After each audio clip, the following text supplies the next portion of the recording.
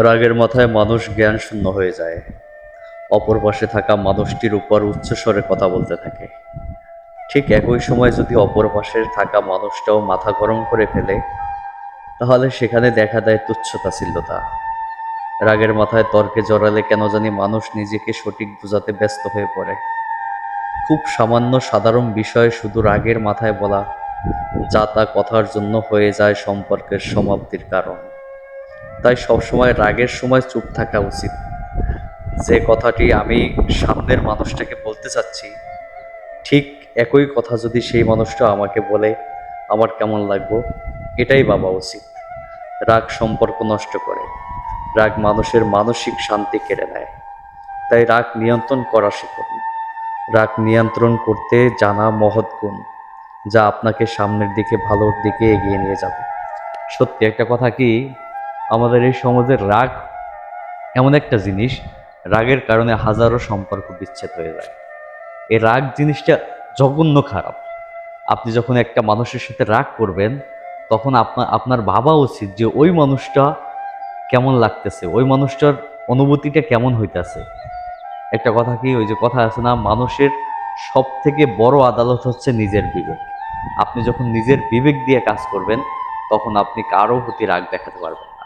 মানুষ সাধারণত ভুল করতেই পারে, মানুষ ভুলের ঊর্ধ্বে না। আপনিও ভুল করতে পারেন।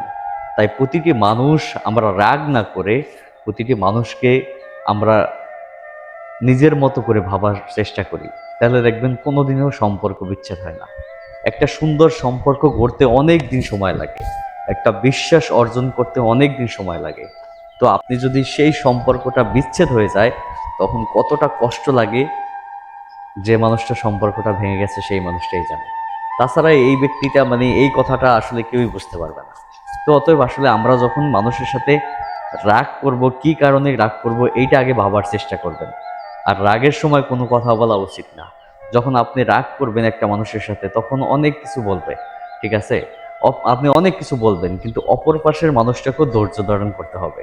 এখন যদি দুইজনেই যদি আপনার এই কথা মানে নিয়ে টানাটানি করতে থাকি, যে অপর পাশের মানুষটা কেন রাগ করলো, হ্যাঁ, আর ও রাগ দেখাচ্ছে এই কারণে আমিও রাগ দেখাবো, তাহলেই সম্পর্ক বিচ্ছেদ হবে।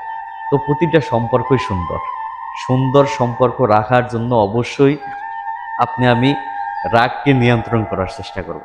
রাগ যত নিয়ন্ত্রণ করব, ততই সম্পর্ক সুন্দর থাকবে। একটা কথাই ওই যে বইয়ে বললো, আসলে লেখাটাই বললো আসলে, যে রাগ নিয়ন্ত্রণ করাও একটা মহৎ গুণ। এই গুণটা সবার থাকে না। এই গুণটা যার থাকে, সে হচ্ছে প্রকৃত অর্থে মানুষ। তো অতএব একটা কথাই আমি, এই মেসেজটাই আপনাদের দিতে চাচ্ছি, আমি রাগ করা থেকে বিরত থাকব।